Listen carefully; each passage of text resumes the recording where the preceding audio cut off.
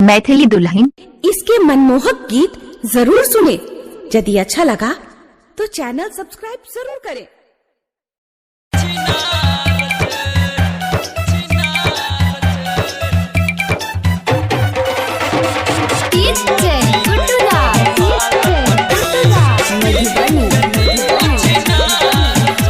Presented by दुल्हन music.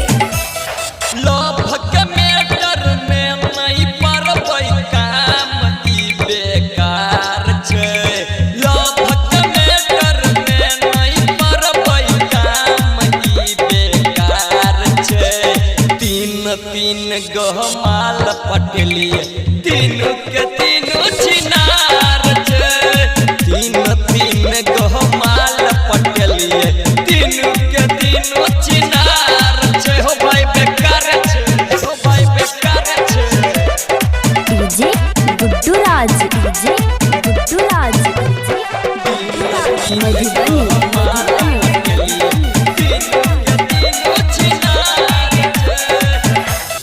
छौरी ही सात भतरी हो भैया चलै छै ऐठ ककर दै छै खरे खर ककर दै छै बैठ ककर दै छै बैठ छौरी ही सात भतरी हो भैया चलै छै ऐठ ककर दै छै खरे खर ककरो दै छै बैठ केन जनै छै एकर बारे में गामे पर जहार छै तीन गहमाल पटलिए तीनों के तीनों छिनार छै तीन गहमाल पटलिए तीनों के तीनों छिनार छै हो भाई एकदम मजा मार छै तीनों के तीनों छिनार गुड्डू राज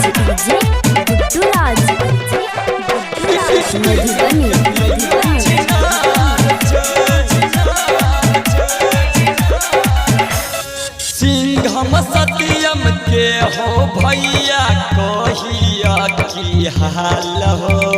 सनी सागर सने हमर भाग गेलही माल हो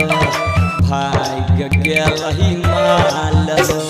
सिंघम सत्यम के हो भैया कहिया की हाल हो सनी सागर सने हमर भाग गेलै माल हो माथा पे हाथ धऽ के कनै छै बहुत लाचार छै